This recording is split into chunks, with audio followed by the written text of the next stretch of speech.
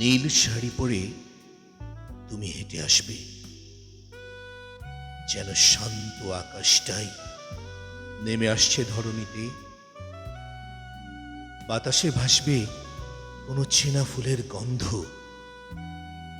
যেন এক স্নিগ্ধ বিকেল নামছে নিভৃতে। তোমার চোখে থাকবে সাগরের অসীম গভীরতা,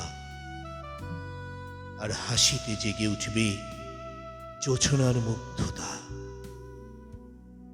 আমি দূর থেকে চেয়ে দেখব তোমায়, আবির মাখা এক নিঃশব্দ বিস্ময়ে, যেন আমারই কোনো গোপন স্বপ্ন ধীর পায়ে হেঁটে এলো বাস্তবের আশ্রয়ে।